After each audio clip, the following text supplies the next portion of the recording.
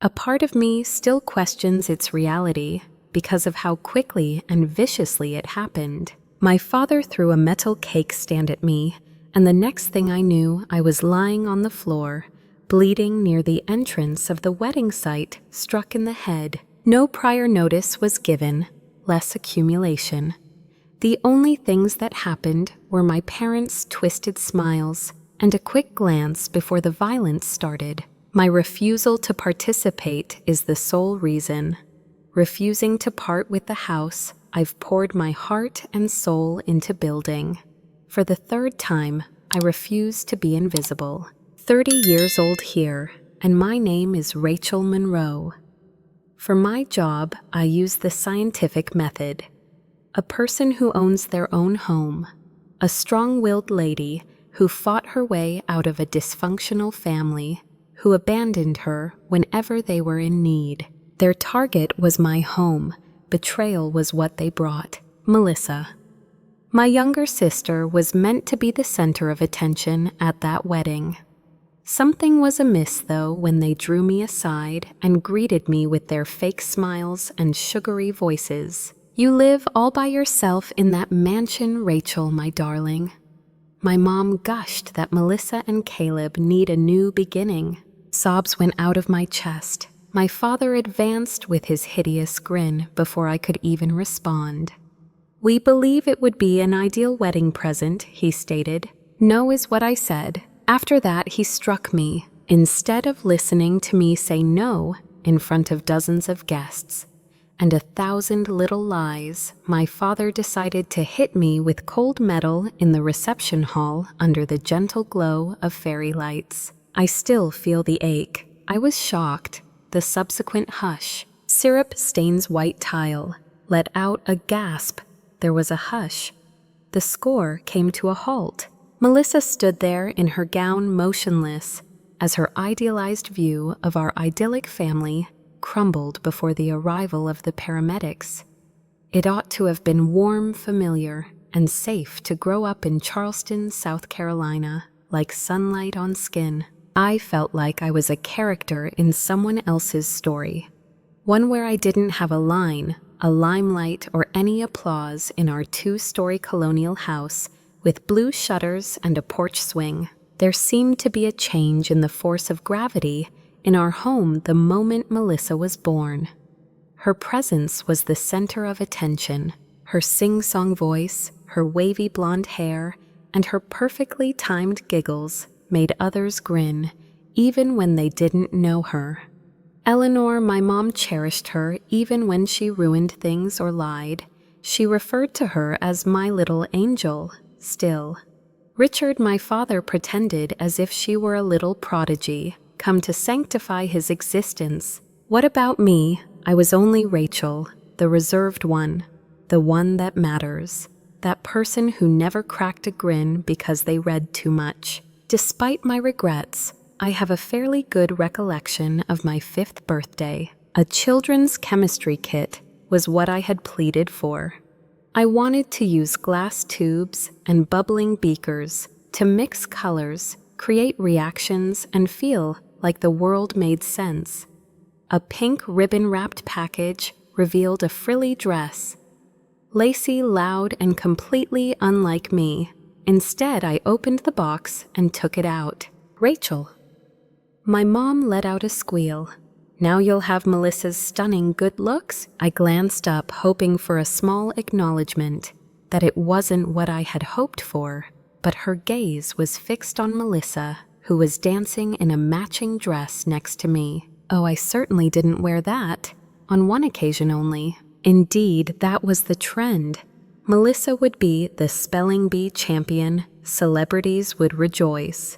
My dad would say, "Good job, kiddo," and then he'd instruct me to carry the garbage can after I won first place at the state science fair. I made more of an effort at first.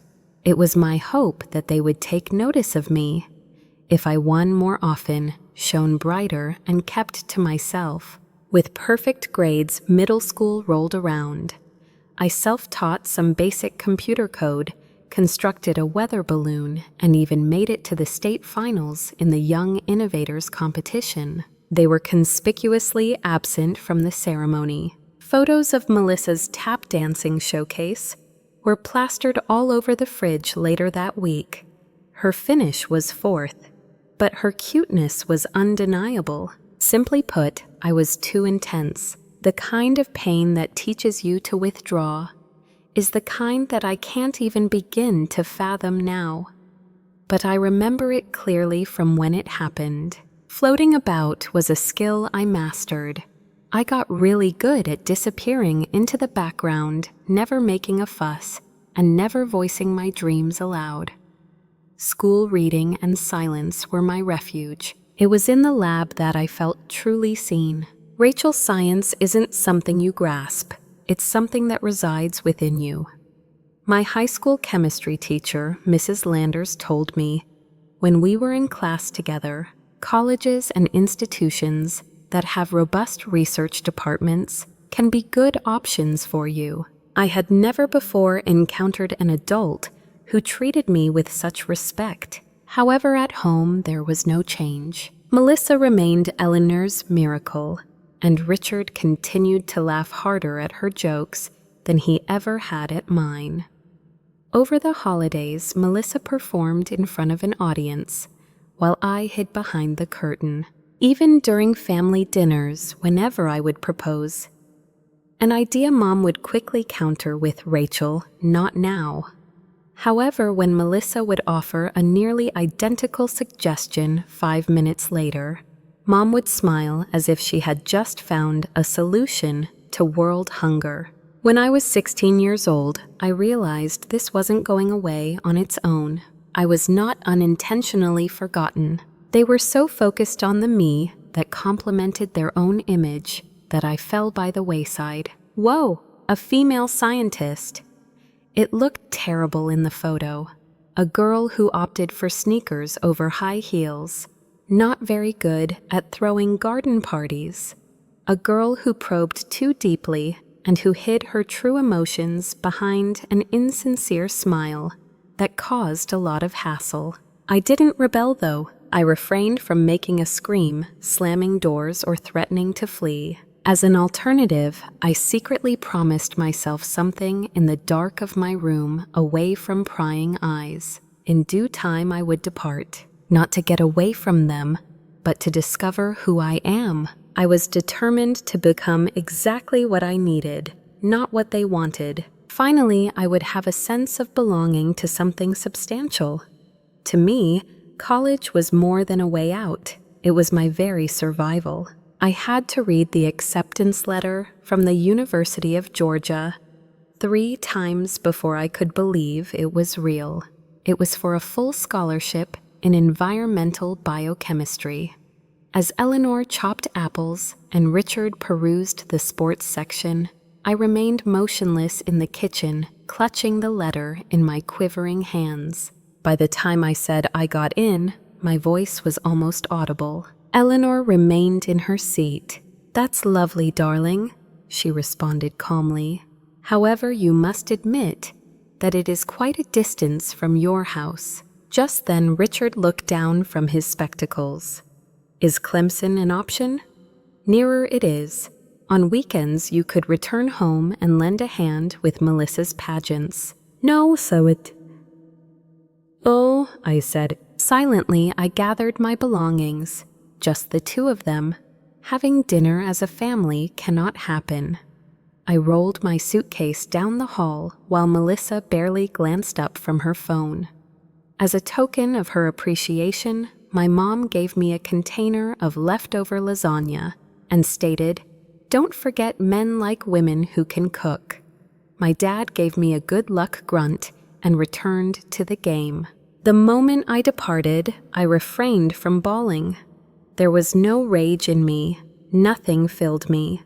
The home seemed to have completely forgotten about me. When I arrived at campus, though, things began to shift. My chest felt lighter.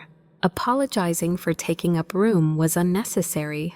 I was free to be authentic. I experienced a surge of energy in classrooms teeming with intelligent people and their jumbled notes. I felt rooted in laboratories that reeked of acetone and broken glass. Not only did I not wash my hair daily, but I also sported sweatshirts and pants. It was as if nobody was concerned. My words were heard. They sought my assistance. At last I had become visible. I remained late at the research center running soil samples and optimizing enzyme chains while other students staggered home from parties at 3 a.m. It wasn't like I was merely picking up knowledge. My future was being built. Even my lecturers took note. In my sophomore year of college, I was awarded a fellowship to further my education. Then a summer placement with a sustainable think tank. I wrote 2 co-authored papers before I was 21. I didn't chase approval anymore, I chased impact. Every dollar I made from tutoring, from fellowships, from lab assistance, I saved. I didn't buy new clothing. I didn't eat out. My housemates joked I lived like a monk. But I had a plan, because freedom for someone like me isn't free. It costs energy, years, discipline. By graduation, I already had a job offer biotech research associate at a private lab in Savannah. It wasn't glamorous, but it was solid, and it was mine. Savannah felt like a new start. The city had that dreamy, moss-covered charm, but beneath it a steady hum of ambition. I moved into a studio apartment on the east side, ate cereal for dinner most evenings, and worked 10-hour days without complaint. I poured everything into that job. I published, collaborated, even spoke at a small science symposium in Atlanta. And after 4 years of climbing the ladder, of foregoing vacations, of taking every overtime shift I could, I did something no one in my family imagined I'd ever accomplish. I bought a house. Not a mansion, not a fixer-upper. A 2-bedroom craftsman with white shutters, a broad porch, and a garden full with sunflowers and promise. It cost $460,000. I put down $80,000 in cash. No cosigner, no debt, just me. I walked through it on closing day in complete silence, touching the walls like they were alive. This house wasn't just a roof, it was proof. Proof that I didn't need applause to succeed. Proof that a girl who grew up neglected and forgotten may plant herself into something solid and thrive. I painted the front door sage green, hung shelving for all my books, grew tomatoes and lavender in the backyard. I drank coffee barefoot on the porch and listened to the birds instead of voices that tore me down. It was the first place that ever felt like it belonged to me. When I called Eleanor to tell her, she said, "That's a lot of space for just one person, don't you think?" She didn't ask for pictures. Richard said just make sure the roof doesn't leak, and changed the subject to Melissa's latest pageant win. But for the first time, their silence didn't break me. It strengthened me. I didn't buy that mansion to show off. I bought it to survive, to breathe, to finally stop looking for someone else to give me permission to be proud. And I swore to myself, no matter what happened, I would never, ever give it up. Not for anyone, not for blood, not for obligation. It was more than a house. It was the life I built with my own hands. And no one, no matter how sweet their smile or how sharp their words, had the right to take it from me. Melissa's wedding was the event of the year, at least. That's how Eleanor described it to anyone who'd listen. It was held at the Magnolia Manor, just outside Charleston. One of those white-columned southern estates dripping in Spanish moss and fake sentiment. There were gold accents on every table, strings of fairy lights glowing like stars, and over 200 guests dressed like they were attending a royal ball. Not the wedding of a 24-year-old influencer and her real estate fiancé. I showed up wearing a navy blue dress I'd worn to conferences. Plain, practical, wrinkle-resistant. I brought a gift wrapped in silver paper, a custom-engraved compass locket, symbolizing new journeys and direction. When I got there early, I even offered to help with making the seating plan. Nobody took note. In her gown adorned with crystals, Eleanor whirled past me, directing vendors and reprimanding servers. With his hands clasped, Richard stood proudly by the fireplace as if he had just accomplished a merger. A hand-beaded gown that Melissa wore made her sparkle like a diamond. I bet it cost more than my car.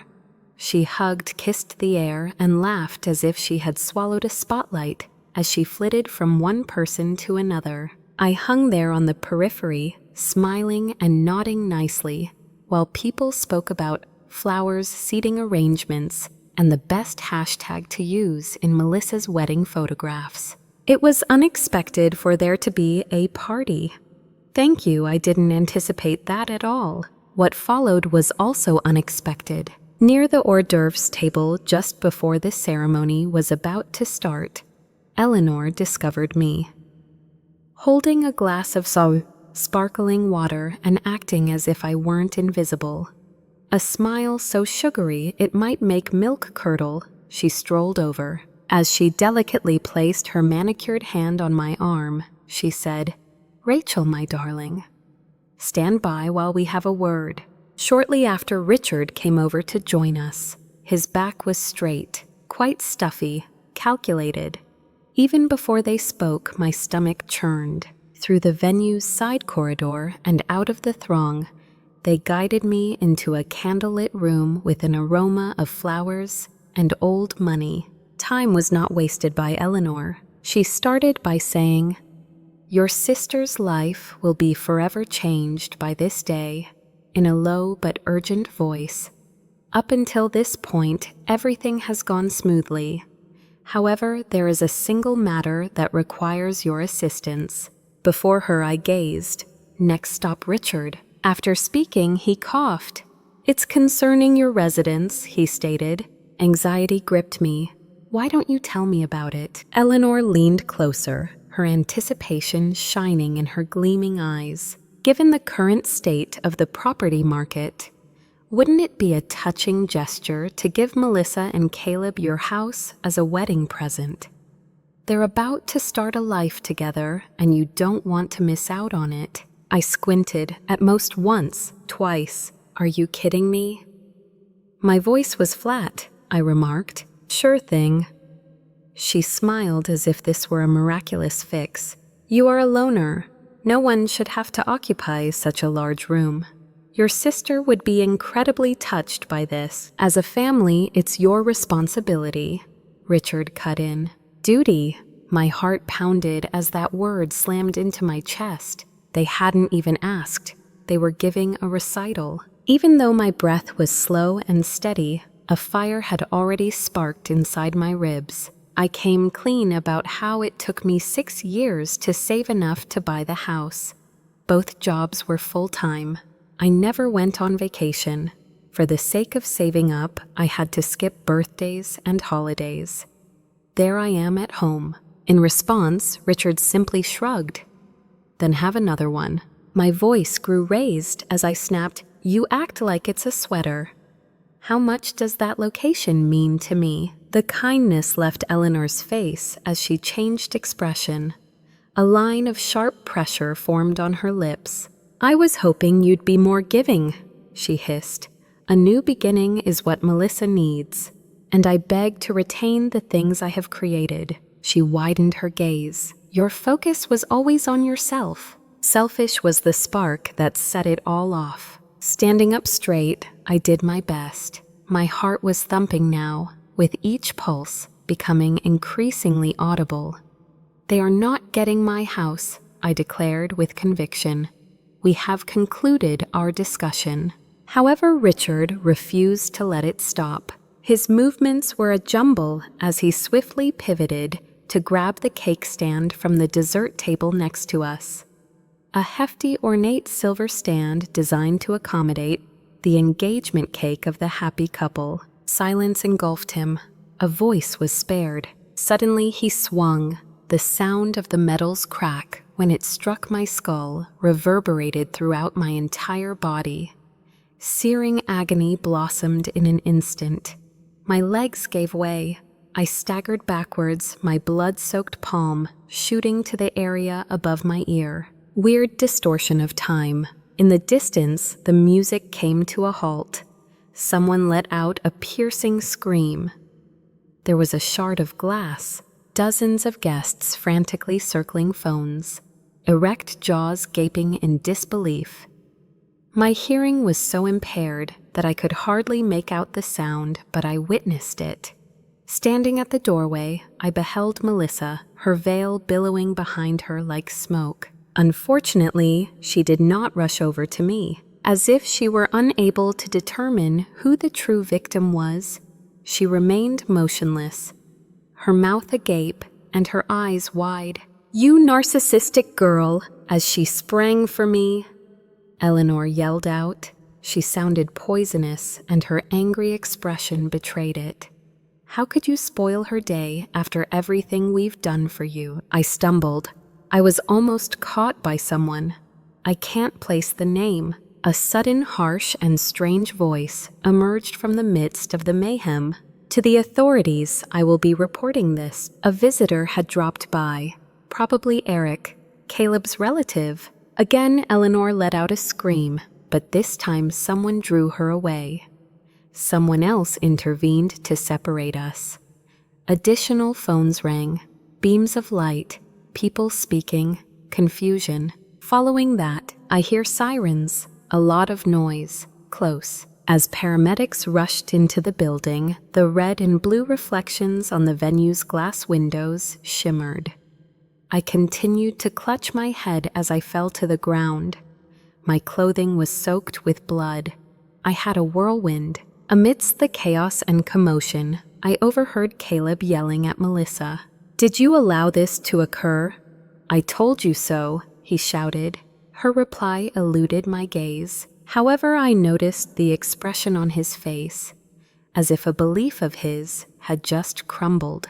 Paramedics lowered me onto the stretcher and led me through the throng, and I beheld Eleanor cuffed. Richard as well. Their tone had softened. Shock swept over them. In a bind, small. Not only that, but I wasn't the one fading into the background for the very first time. I thought so. The ambulance doors slammed shut, isolating me from the mayhem behind.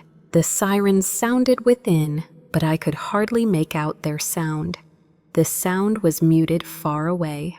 The pounding in my brain, which felt like a second heartbeat, muffled the sound. In the midst of the paramedics' frantic work gauze, vitals questions I couldn't quite understand, I gripped the side rail with my bloodied hand and stared up at the ambulance ceiling.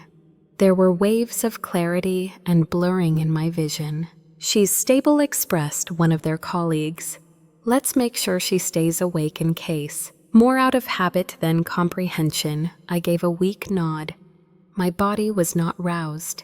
Somehow I felt unmoored, reminiscent of when I abandoned my physical form in that lobby. Amidst all the beeping lights and the stench of antiseptic, I could barely make out the sound of a phone ringing. Then a weak, fragile voice. "I captured it on video," a lady stated. Really everything. She was completely innocent. She remained a mystery to me. Perhaps an invitee, perhaps a companion. However, at that precise moment, she seemed to be the sole observer of my whereabouts. The video had already begun to circulate when we arrived at the hospital. Guests only, not the general public as yet. In the intervals between phone calls, passed from one person to another as if speaking a secret. Plus the reality was unsightly. I was struck by Richard, not forced, stayed calm, not lost his cool in an evasive, forgivable manner. When his own daughter refused, he swung a heavy metal cake stand at her. Plus, it had been recorded in its entirety, with absolute precision, absolute certainty. No background to distort. A police officer arrived to take my statement, while the nurses cleaned my temple and stitched the gash above my ear in the emergency room. He seemed anxious yet kindly, expert but troubled. Several people have testified as witnesses, he added, and not one but 3 videos. We don't require much from you at the moment, but once you're stable, we'll require a formal statement. Somehow I was able to nod. The cop cast a sidelong glance down the corridor. Their processing is underway. Assault and battery with a weapon. Based on the final report, there is a possibility of property coercion, property extortion. That was their takeaway from the situation. Definitions of legal terms. One of those form boxes. Regarding me, though. Wow, that was it. I spent my childhood there. I choose to remain silent, my selflessness. Everything built up to that one act of rebellion, that one no, that ultimately brought the curtain down. The hospital was inundated with flower deliveries and messages the following morning from individuals I barely knew. A lengthy handwritten note was sent by Caleb's parents. "We apologize for not seeing it sooner," his mom wrote. "Respect shouldn't require anyone to put up such a fight. Where does Melissa stand?" Neither of them made contact. A non-call, not a book, completely null. A little new and unidentified bouquet of daisies was brought in later that afternoon by a nurse. Just a card attached. "I concur with you. Nobody has the right to control your life. Yours faithfully, Caleb." The note held my attention for quite some time. The intended husband of my sister had witnessed the collapse of her family as it was happening. And rather than trying to deny it, he admitted it. Standing in the hospital hallway with his hands in his pockets, he appeared to have aged 10 years in just 24 hours when I next saw him. He sat down next to my bed and said, "I'm not here to make this worse." Silence was mine. Breathing slowly, he exhaled. I broke off contact with Melissa. Whoever refuses to do anything when their sister is in pain cannot be my life partner. The impact of those words was greater than that of the swing itself. Romance wasn't his intention. He had no intention of showing pity. Just know that he was there to reassure you you're not wild. I also noticed it. I had hired Dr. Lewis, a close friend of Caleb's, as my lawyer before week's end. Peering into my eyes, he examined the film, the doctor's report, and the testimonies of the witnesses. "Your case is well-founded, superior to the majority of what we observe." Even so, I was hesitant. That was not my intention, but the truth was what I sought. Filed away, named, in the face of it. I wanted to make sure they couldn't do it again more than anything else. Consequently, I gave a subtle nod. It's ours to do. Suddenly, we started the legal process of suing my parents. No ill will intended, however, for the sake of staying alive. Reason being, the video hadn't merely caught a criminal act. It caught me at the exact moment I stopped cowering in fear and began to stand my ground. Paper and chilly air filled the courtroom. Hardwood flooring, anxieties, and dust. With my hands crossed so tightly that my knuckles hurt, I sat at the plaintiff's table in a navy blazer and low heels. Sitting calmly next to me, Dr. Lewis meticulously thumbed through papers, just like a surgeon. Everyone from friends and coworkers to former students and even total strangers who had watched the video online was crammed into the gallery behind us. Even a handful of reporters, pen at the ready, and cameras focused. Across from one other, Richard and Eleanor sat. The folks that raised me. A tightly glued grin adorned Eleanor's pearl gray outfit. It seemed like Richard was older than I recalled. Lacking substance. It was as if all of his dignity had been shaved off. I couldn't get an eyeball from any of them. Their lawyer, who evidently saw this as merely power. Another civil issue, overheard their conversations and hushed them into submission. Once again a lawyer and an enraged daughter. A grudge wasn't involved, though. It was wartime. The 60-something Judge Benton swung her gavel with a thud and gave the impression that she'd seen worse but would not abide any hint of drama. The room fell silent as soon as she entered. A trial was commenced. First, Dr. Lewis covered the fundamentals. My training, my profession, what it meant to me, how I bought it, and the house itself. He laid out the timetable, the financial records, and the deed. The changeover followed. With that, he launched the video. A subtle dimming of the courtroom lights occurred as the screen was lowered. Suddenly, it appeared. Inside the reception area, the cake stand made of silver. Richard's violent, rapid arm swing. My body swaying backwards. Blood, chaos. "You egotistical dweeb!"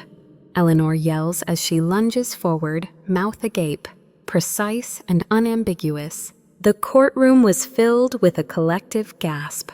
Nobody gave me a second glance. The way they gazed at the screen suggested that they were attempting to make sense of the violent and public nature of something so personal. A hush descended over the room as the video rolled. Physician Lewis then summoned the eyewitnesses. Eric took the lead. His tone remained constant. He spoke into detail about the chaos, the noise, and the scene. It wasn't a coincidence, he informed them. It was not an impulsive decision. A calculation was made. They punished her because she refused. Guests continued to arrive. Folks of both genders, including a florist who had been setting the dessert table in the vicinity. Their accounts were consistent. Rachel declined, and her parents lost it. Then the testimony that probed much farther in depth emerged. Dr. Lewis contacted Ms. Landers, who was one of my teachers in the past. At school gatherings, she said I was usually left out. There was no award show without her sitting alone. It became less likely that I would see her parents. My dorm roommate from college was another eyewitness who heard me moan quietly on weekends over my inability to afford a plane ticket home, only to find out no one had asked me to do so. She also remembered the late hours I worked to save up.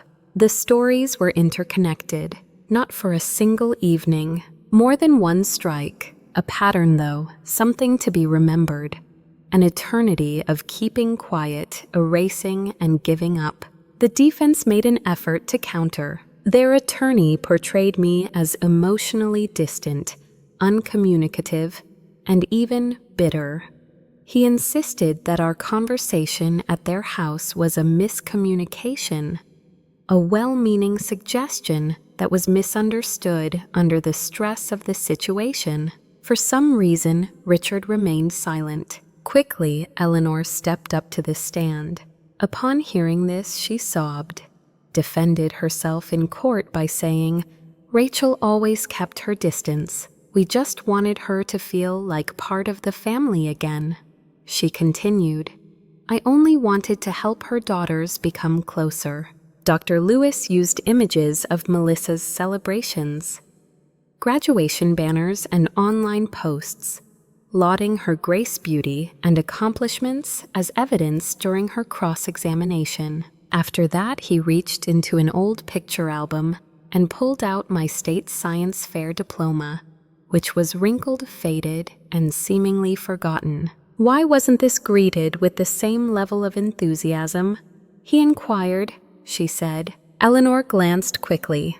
She began to speak. No longer open. There was no discharge. Standing tall and composed, Dr. Lewis concluded, "Family strife is not the issue here. There was no miscommunication.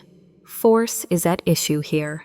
Concerning the penalty, regarding an adult woman who was subjected to physical violence and mental manipulation simply for having the courage to establish boundaries. The hush fell upon him, and it's about finally stating no more, drawing a line in the sand. Just 90 minutes were spent deliberating by the jury.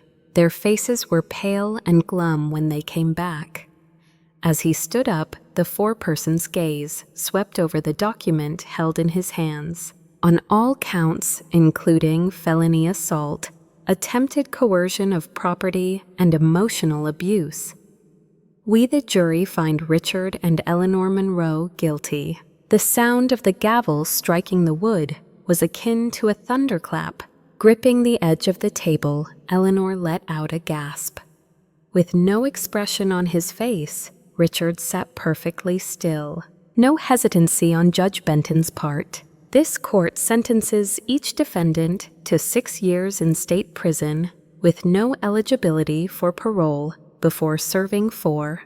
She said, her voice like steel, in light of the overwhelming evidence and the calculated nature of the attack. She hesitated. Furthermore, the plaintiff is hereby ordered to receive full compensation from the defendants for all losses, including but not limited to medical bills, legal fees, and emotional distress. I let out a trembling, unprocessed breath. The burden I'd carried since the age of 5 finally started to go away. While Richard and Eleanor were led out in handcuffs, Richard glanced over at me just once. He looked into my eyes as if to find some emotion, perhaps regret, let alone pardon. However, I did not provide him with any money, because it's impossible to forgive someone who denies they harmed you. The courtroom gradually became empty. Hugs and stares were exchanged.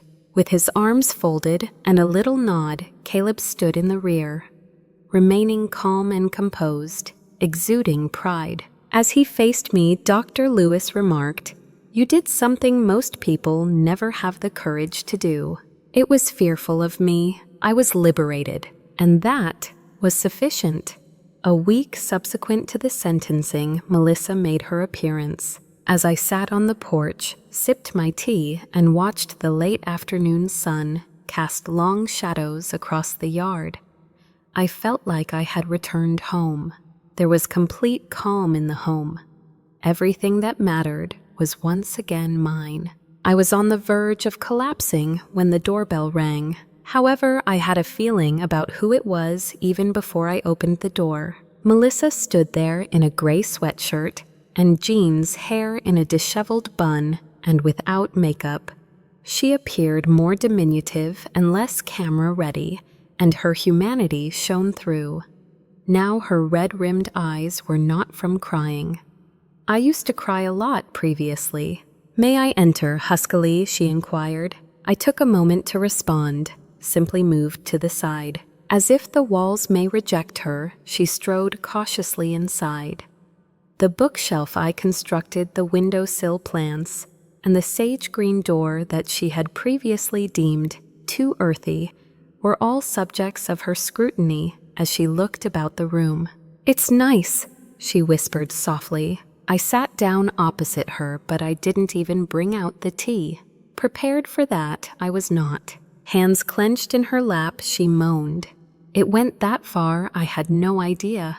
Silence was mine. I mean, Mom was always pushing, but I was afraid she'd accuse you of something.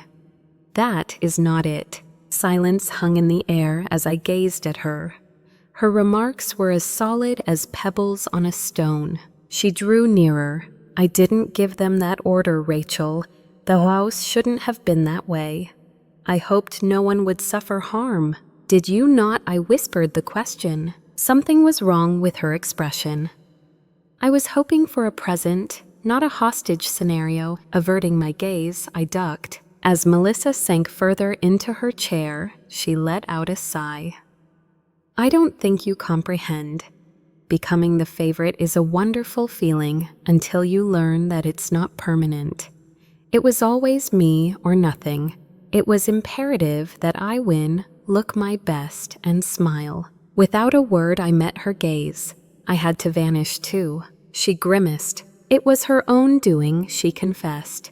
You served like a pillar. Plus, I neglected to express my gratitude for that.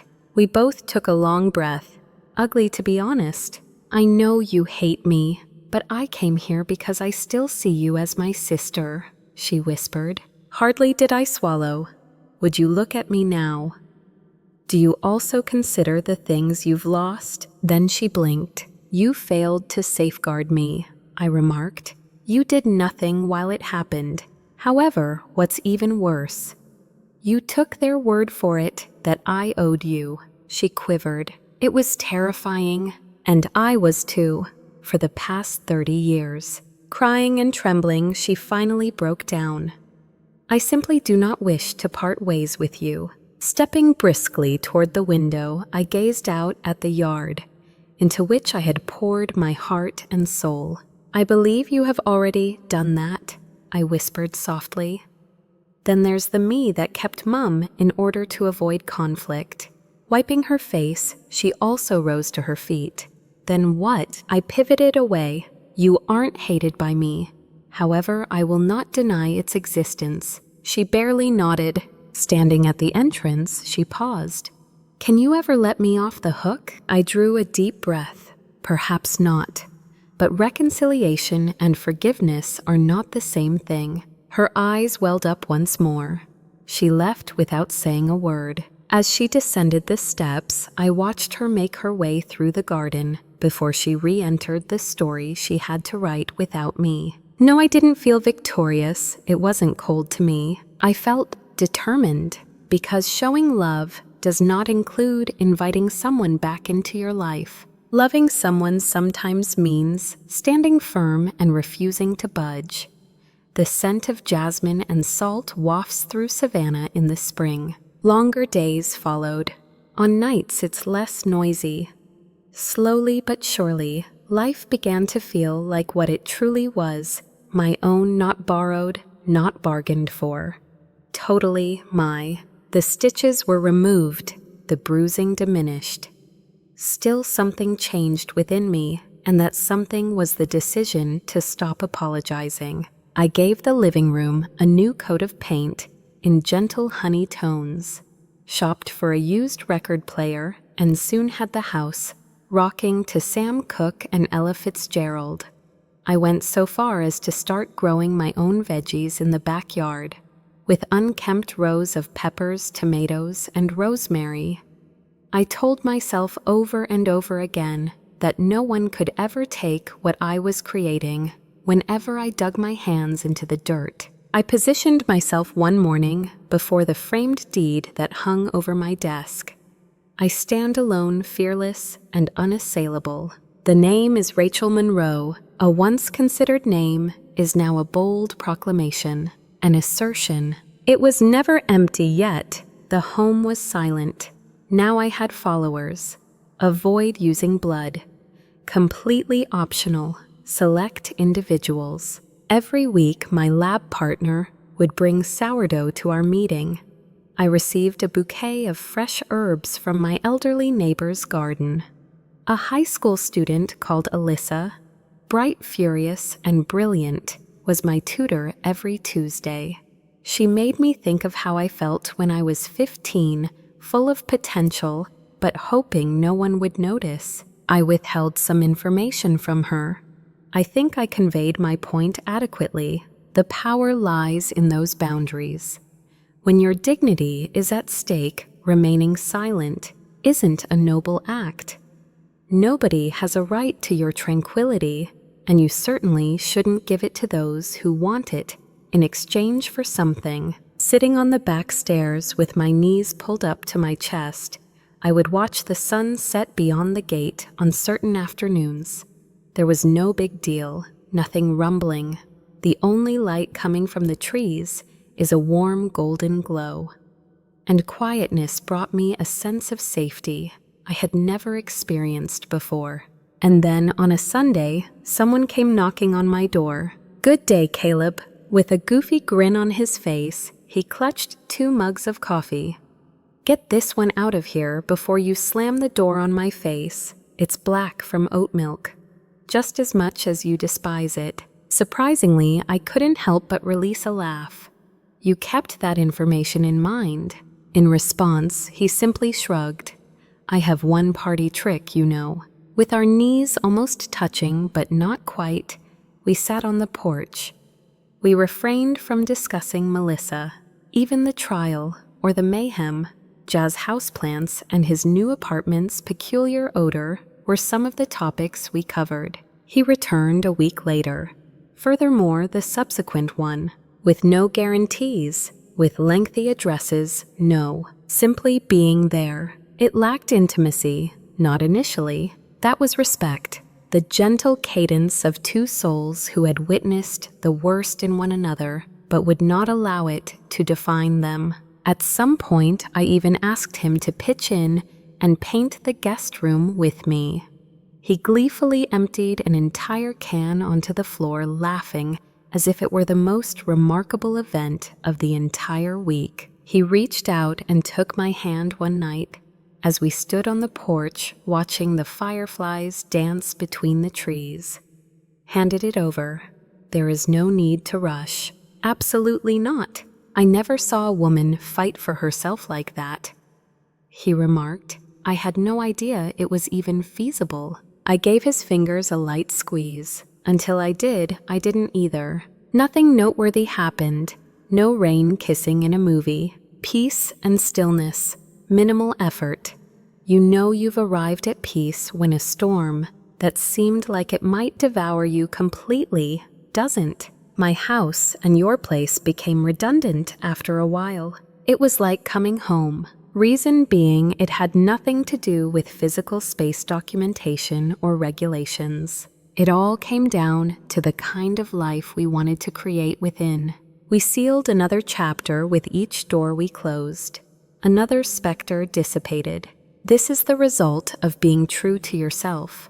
I would tell myself each night as I rested my head on my pillow. When you safeguard your hard-earned possessions, whenever you stop minimizing yourself so others who don't want to see you can. This was more than simply a fresh chapter. It was an entirely novel work. The idea that family should be unwavering is commonly held. Blood is a symbol of devotion.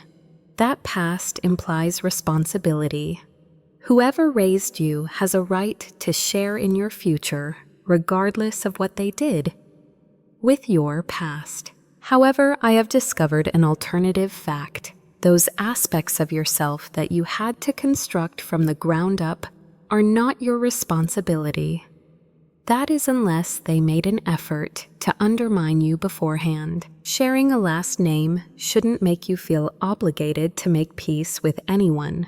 People only loved me when I improved their appearance, and I wasted a lot of time trying to earn that love. I tried to appear smaller, more subdued, and more diligent in the hopes that they would notice. Not at all. The thing is, just because they couldn't see me didn't make me unworthy.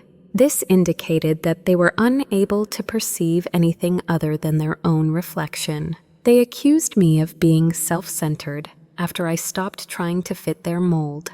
Cold, gratitude inadequate. However, declining was not self-centered. Succeeding was the only goal. A house isn't always a home, I've realized. It has nothing to do with floor space or high-end fixtures. You protect the boundary of your home. You can make a difference here when your security is paramount. In this space, you are free to be yourself without worrying about how other people see you.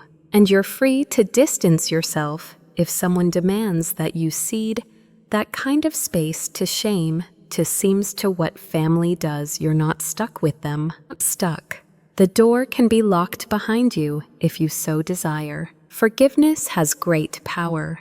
It is not, however, an invitation. Finding resolution brings about healing. A reunion is not necessary, though. Some individuals will never apologize. Someone may try to spin the tale such that they are the one who gets hurt. Some people will approach you in tears, not because they feel remorse for harming you, but because they long for the power they once had over you. Watch as they sob. Give them permission to mourn the you who could have tolerated it. Just because they've realized you're gone doesn't mean you have to return. Right now, my life is pretty low-key. It's understated. But I own it. Every choice. The same thing every morning. I earned every inch of silence. If there is one thing I will take away from this, it is this. You defend yourself without asking for permission. Reclaiming your value does not necessitate consensus. Furthermore, it makes no difference your background or the narrative that shaped you. It is still up to you to decide how the story ends. One in which genuine love exists, honor cannot be compromised, and the house, is now secure. When I walked out of the courtroom that day with my verdict in hand and my freedom finally mine, the steps had been silent. However, I stood up again a few months later on those exact stairs. This time she wore a delicate ivory gown and avoided the paparazzi. No one else was there except Caleb and a handful of individuals who had come not because they were forced to, but because they voluntarily wanted to. Sunlight warmed the earth. Laughter and magnolia petals floated on the wind. To Caleb, I was the one constant. To him, nothing else made sense. Plus, he didn't treat the idea of forever as a fluffy ideal when he whispered his vows into my hands. He addressed the idea of earning it. His word was that he would be forthright. Remain silent. I need space to be myself. I repressed my emotions until he glanced up with a subtle smile, and we signed the license. As far as he could tell, they had both changed their names today. Through my tears, I found humor, considering the fact that it was accurate, in addition to the law. Yet in all the important respects, I wanted to move into the house with my family, not because I was forced to. A new garden was planted by us. The fence was painted, coated dishes, disputed the best way to organize the cabinet, developed a life that was authentic despite its flaws. And this is what I always answer when asked if we intend to start a family. It is already done. Families aren't made in the grave. The thing is, you construct it by use of personal discretion, by means of confinement, the kind of love that doesn't make you risk your life for it. Now that I'm here, I can see the life I built from the ground and up one brick at a time with each breath. It wasn't enough for me to come out alive. I built a more robust thing, even with the windows ajar and his arm around me as I drift off to sleep. I no longer feel like the unseen girl. I feel like a strong lady who triumphed against all odds and fashioned an unbreakable structure out of it. The house, an existence, a moniker that I can now proudly call my own.